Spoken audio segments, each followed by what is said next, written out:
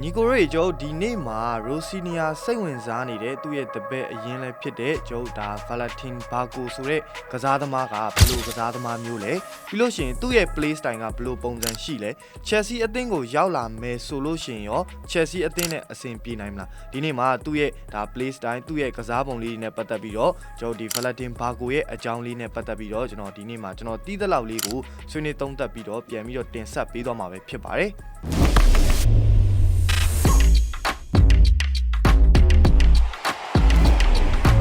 ဟုတ်ပြီကျုပ်ဒါရိုစီနီယာသဘောကျတယ်ကျုပ်ဗလာတင်ဘာကိုဆိုတာဘယ်လိုကစားသမားမျိုးလဲသူကအာဂျင်တီးနားသားကျုပ်အသက်ကအရွယ်ကကြည့်မယ်ဆိုလို့ရှိရင်22နှစ်ပဲရှိသေးတယ်သူရဲ့ဒီဘောလုံးကစားသမားဘဝသူရဲ့ဟိုစပြီးတော့တက်လာတာကကျုပ်ဘူကာဂျူနီယာကနေပြီးတော့စတက်လာတယ်ဘူကာဂျူနီယာမှာတဲကဘူကာဂျူနီယာအသင်းတစ်သင်းလုံးရဲ့ကျုပ်ဒီအကောင်းဆုံးဆိုတဲ့ကစားသမားတွေထဲမှာကျုပ်ပါတဲ့ပလေယာတယောက်အဲ့လိုမျိုးပလေယာကိုကျုပ်ဒီချယ်ဆီအသင်းကကျုပ်ဘူကာဂျူနီယာမှာတဲကကျွန်တော်စိတ်ဝင်စားလို့ကျွန်တော်လိုက်ခဲ့သေးတယ်ဒါပေမဲ့ဒါဒ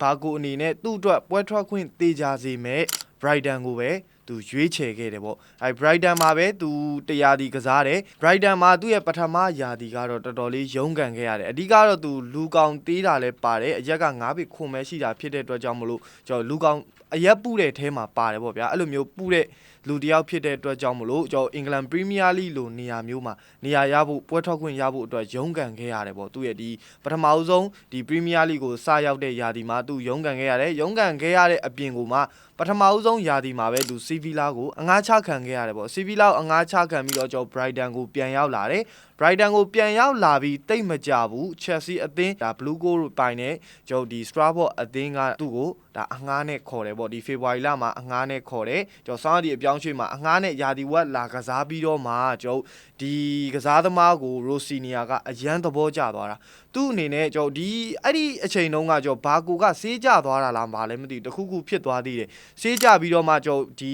Strasbourg အသင်းဘက်ကသူ့ကိုသဘောကျလို့ဆိုပြီးတော့ပြန်ပြီးတော့ခေါ်တယ်ကျွန်တော်ယာတီဝက်ခြေစွမ်းကတော်တော်လေးကိုကောင်းတယ်ဗျာ Rossinia လည်းလုံးဝသဘောကျနေတဲ့ကစားသမားဖြစ်တဲ့အတွက်ကြောင့်မလို့နောက်လာမဲ့ယာတီကြတော့ကျွန်တော်ဒီ Strasbourg ကသူ့ကိုအပိသက်ဝယ်ယူလိုက်တယ်ပေါ့ Brighton အသင်းစီကနေအပိသက်ဝယ်ယူလိုက်တယ်ပိသက်ဝယ်ယူပြီးတော့အခုလက်ရှိမှာလည်းကျွန်တော်ဘာကိုက Strasbourg အသင်းမှာခြေစွမ်းအပြဆုံးကျွန်တော် Strasbourg မှာနေမဟုတ်ပါဘူးကျွန်တော်ပြင်သစ် Ligue 1မှာဒါအကောင်းဆုံး defensive midfield တွေကတယောက်ဖြစ်နေတယ်ကျွန်တော်အဲ့ထဲမှာထူးခြားချက်အနေနဲ့ပြောစရာရှိတာကကျွန်တော်ဘာကိုကအရင်တုန်းက defensive midfield player မဟုတ်ဘူးသူ့ရဲ့ main position ကကျွန်တော်အရင်ရှေ့ကဗီဒီယိုမှာလည်းပြောမှုပါတယ်ကျွန်တော် left back ကစားတယ် full back ကစားတဲ့ player တယောက်ဖြစ်တဲ့အတွက်ကြောင့်မလို့ဒါသူကကျွန်တော် defensive midfield ကိုအခုချိန်မှာပြောင်းပြီးတော့ကစားတယ်ဘာလို့ defensive midfield ကိုပြောင်းလာရတာလဲဆိုလို့ရှိရင်ဒါကလည်း Rossinia ရဲ့သူ့ရဲ့သူခိုင်းတဲ့အတိုင်းလုပ်ခဲ့တာပေါ့ဒါပေမဲ့ဒီ defensive midfield ကိုပြောင်းဆော်လိုက်တာကဘာကိုအတွက်ပို့ပြီးတော့ကောင်းသွားစေတယ်ပေါ့ကျွန်တော် full back မှာတော့ကလည်းကောင်းတယ်ဆိုပေမဲ့ဒီ defensive midfield ကသူ့အတွက် possession ပို့ပြီးတော့မှန်ကန်တဲ့နေရာလို့ပြောလို့ရတယ် Rossinia ရှာဖွေပြီးခဲ့တဲ့ဒါသူ့ရဲ့နေရာအမှန်ပေါ့ဘာပြောဘာကိုရဲ့အရေးချင်းကိုပြောမယ်ဆိုလို့ရှိရင်ဘာကိုကကျွန်တော်အားနည်းချက်လည်းရှိတယ်အားသာချက်လည်းရှိတယ်အားနည်းချက်ကိုအရင်ပြောပြမယ်အားနည်းချက်ကဘာလဲဆိုလို့ရှိရင်အဓိကကတော့နံပါတ်1ချက်က defensive midfield ဖြစ်တဲ့အတွက်ကြောင့်မလို့ physical ဘိုင်းရကြည့်မယ်ဆိုလို့ရှိရင် physical ဘိုင်းမှာတော်တော်လေးအားနည်းသေးတယ်ဒါပေမဲ့သူ့ရဲ့ physical ဘိုင်းအားနည်းတယ်ဆိုပေမဲ့သူ့ရဲ့ကစားပုံကတော်တော်လေး aggressive ဖြစ်တယ်ဗျာအဲ့ဒါတခုကတော့ကျွန်တော်သဘောကျတဲ့အချက်တစ်ချက်ပေါ့ဖူးဘက်ကနေပြီးတော့လာတဲ့ကစားသမားဖြစ်ပေမဲ့ကျွန်တော်ဒီ pass တွေ killer pass တွေပြီးလို့ရှိရင်တစ်ဖက်ရှုပ်ချက်ခတ်နေတဲ့ဂျားတွေကနေပြီးတော့ကျွန်တော်အတုအလုတ်လေးနဲ့ထွက်သွားတာတွေကတော်တော်လေးကိုကောင်းတယ်အာဂျင်တီးနားသားဖြစ်တဲ့အတွက်ကြောင့်မလို့ဘောလုံးအခြေခံဘောလုံး skill ဘိုင်းနဲ့ပတ်သက်လို့ကတော့တော်တော်လေးကိုကြည်ညက်တဲ့အဲမှာပါတယ်ပေါ့ခုနအဓိကကျွန်တော်အားနည်းချက်ကိုပြောရတာမှာအများကြီးတော့အထွေထူးမရှိဘူးဒါပေမဲ့ခုနကျွန်တော်ပြောခဲ့တဲ့ physical ဘိုင်းကိုအဓိကပြင်ရမယ်ပြီးလို့ရှိရင်ကျွန်တော်ဒီ ground ဘိုင်းမှာတော့တော်တော်အားကောင်းတယ်ဆိုပေမဲ့ဒီအမြင်ဘောတွေမှာတော့အားနည်းချက်ရှိတယ်အဲ့ဒါကလည်းဒီအရက်နည်းနည်းလေးပူတာကြောင်းလို့ပဲဖြစ်မယ်ကျွန်တော်အဲ့ဒါကြီးကတော့အရန်ကြီးကျွန်တော်တို့သွားပြီးတော့သူ့ကိုအားနည်းချက်ရယ်လို့တော့အများကြီးသွားပြောလို့မရဘူးသူအားသာချက်တွေကတော်တော်များတယ်ဒီကစားသမားမှာ Rossinia ကဘာလို့ဒီကစားသမားကိုကြိုက်တာလဲပေါ့သူ့ရဲ့ကျွန်တော်ဒီကစားပုံတွေ play style တွေကိုကြည့်လိုက်တဲ့အခါမှာ သူကဒီ defensive ဘိုင်းမှာလဲတော်တော်အားကောင်းတယ်လို့ကျွန်တော် attacking ဘိုင်းမှာလဲကျွန်တော်အရေးပါတဲ့ကစားသမားဖြစ်တယ်ဗျာသူ့အနေနဲ့ဒီ defensive ကိုလဲကောင်းကောင်းလုပ်နိုင်လို့ရှေ့ကို attacking ဘိုင်းကိုလဲလိုက်ပြီးတော့ support ပေးရတာကိုသူကြိုက်တယ်ဗျာအဲ့လိုမျိုးဖြစ်တဲ့ကြောင့်မလို့လက်ရှိကျွန်တော် Strasbourg မှာလဲကျွန်တော်ဒီ defensive midfield နေရာကနေပြီးတော့เนาะ assistant 6ချိန်လောက်ထားတယ်ကျွန်တော်ဂိုးသွင်းပြီးတော့ကျွန်တော်လက်ရှိကိုပါဝင်ပတ်သက်မှု10ချိန်ထိရှိထားတယ်ဒါ defensive midfield လို့ possession အတွက်ကဒီလောက်ဂိုးရလက်ရထားတယ်ဆိုတာကတော့ဒါတော်တော်လေးကိုများတဲ့အမောင်းလို့ပြောရမယ် assistant တော်တော်များတယ်ပေါ့ဒီကစားသမားကကျွန်တော်တို့အသက်22နှစ်ပဲရှိသေးတယ်ကျွန်တော်ဘယ်တန်းကျွန်တော်အရက်က9ပေခွန်ကျွန်တော်ဒီသူ့ရဲ့ခန္ဓာကိုယ်ဖွဲ့စည်းပုံကလည်းနည်းနည်းသေးတဲ့ထဲမှာပါတယ်ပေါ့ကျွန်တော်Chelseaမှာအရင်တုန်းကရှိခဲ့တဲ့ပုံဆိုလို့ရှိရင် Billy Gilmour ပေါ့ Billy Gilmour လို့ပုံစံမျိုးလေးသေးတဲ့ထဲမှာပါတယ်ကျွန်တော်ပြီးလို့ရှိရင်သူကတောင်အမေရိကသားဖြစ်တဲ့အပြင်ကျွန်တော်တောင်အမေရိကသားတွေကမာတော့မာတယ်ဗျလူကောင်တာသေးတာမာတော့မာတယ်ပြီးလို့ရှိရင်tackle ဘိုင်းမှာလည်းတော်တော်ကောင်းတယ် slide ထိုးတဲ့ဘိုင်းမှာလည်းပြီးလို့ရှိရင်ဒီ volume vision ပေါ့အဓိကဘာကိုရဲ့အကောင်းဆုံးအချက်တစ်ချက်ကတော့အားသာဆုံးအချက်တစ်ချက်ကတော့ vision ဆောင်ရမ်းကောင်းတယ်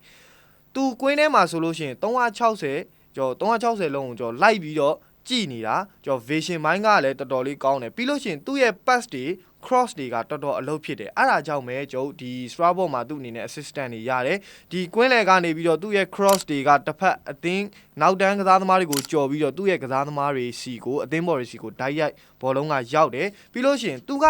တေချာမှပေးတဲ့ကစားသမားမျိုးဗျပြီးတော့ risk ယူပြီးတော့ပေးတာမျိုးမရှိဘူးအားကြောင့်မလို့ဘောလုံးပြတ်တာလည်းတော်တော်နည်းတယ်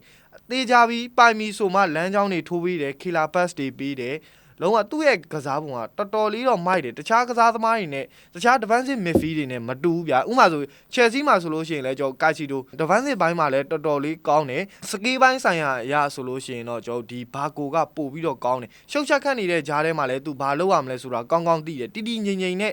ကစားနိုင်တယ်ဗျာလူကောင်းသားသေးတာကျွန်တော်ကျန်းလဲကျန်းနိုင်တယ်ရမ်းလဲရမ်းနိုင်တယ်အဓိကတော့သူဒီတကယ်ဟိုတောင်မောင်းကြီးတွေနဲ့ရှင်လာမဲ့အခါမျိုးကြားလို့ရှိရင်တော့သူ့အနေနဲ့ဘော်လီညှက်ထားတာဖြစ်တဲ့အတွက်တောင်မလို့ကျွန်တော်နည်းနည်းလေးတော့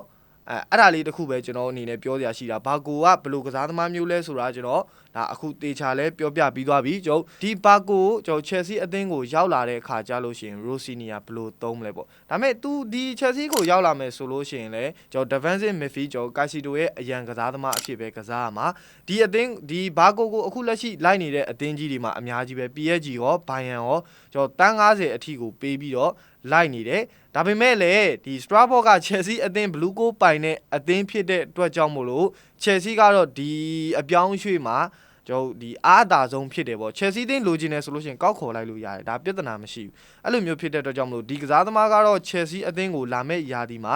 ရောက်ဖို့ရာဂိုင်နှုန်းများတယ်ကျွန်တော်ရှေ့ကဗီဒီယိုလေးမှာပြောခဲ့တဲ့ဟာလေးကိုနည်းနည်းလေးပြန်ပြီးတော့ရှင်းပြခြင်းတယ်အဲ့ဒါကဘာလဲဆိုလို့ရှိရင်ကျွန်တော်အဒန်ဝါဒန်နဲ့ကျွန်တော်ဒီဘာကိုနဲ့ကိုဘာလို့အဒန်ဝါဒန်ကိုကျွန်တော်ကကြိုက်တယ်လို့ပြောလဲဆိုလို့ရှိရင်အဒန်ဝါဒန်ကလက်ရှိ Premier League ရဲ့ defensive midfield ထဲမှာကျွန်တော်အကောင်းဆုံးဆိုတဲ့ကစားသမား Premier League နဲ့လည်းကျွန်တော်မစိမ့်တဲ့ကစားသမားဖြစ်တဲ့အတွက်ကြောင့်မလို့ကျွန်တော်ကဒီကစားသမားကိုကြိုက်တယ်ဘာကိုထပ်ပို့ပြီးတော့သဘောကျတယ်လို့ပြောတာတန်းတရာပေးရတယ်ဆိုတာလည်းမှန်တယ် Chelsea အသင်းကတန်းတရာဆိုတာကကျွန်တော်ဟိုပေးနိုင်တဲ့အနေအထားရှိတယ်ဗျာကျွန်တော်တကယ်ခေါ်နိုင်မယ်ဆိုလို့ရှိရင်တော့ဘာကိုလဲကောင်းတယ်ကျွန်တော်အဒန်ဝါဒန်ရမယ်ဆိုလို့ရှိရင်လည်းကောင်းတယ်ဒါပေမဲ့အဒန်ဝါဒန်ကဖြစ်နိုင်ကြီးနည်းပါတယ်ကျွန်တော်ကကြိုက်တယ်ဆိုတာကိုပြောပြတာပါဟုတ်ပြီပရိသတ်တွေအမြင်မှာဆိုလို့ရှိရင်ရောကျွန်တော်ဘာကိုတယောက်ကျွန်တော် Chelsea အသင်းကိုရောက်လာနိုင်မလားတကယ်ရောကျွန်တော် Chelsea အသင်းကိုရောက်လာတဲ့အခါကျလို့ရှိရင်ရောအဆင်ပြေမယ်လို့ထင်လားဒါပရိသတ်တွေရဲ့အမြင်ကို comment မှာဝင်ရောက်ဆွေးနွေးပြသကြပါအောင် Chelsea အသင်းနဲ့ပတ်သက်တဲ့အကြောင်းအရာတွေဘောလုံးကြောင်းအရာတွေကိုတင်ဆက်ပေးသွားမှာဖြစ်တဲ့အကြောင်းမလို့ကျွန်တော်ရဲ့ page လေးကို like and follow လေးလုပ်ထားပေးကြပါအောင်အဆုံးထိဝင်ရောက်ရှုပေးကြတဲ့ပရိသတ်တယောက်ချင်းတိုင်းကိုကျေးဇူးအများကြီးတင်ရှိပါတယ်ကျွန်တော်ကတော့ကိုဆွဲပါ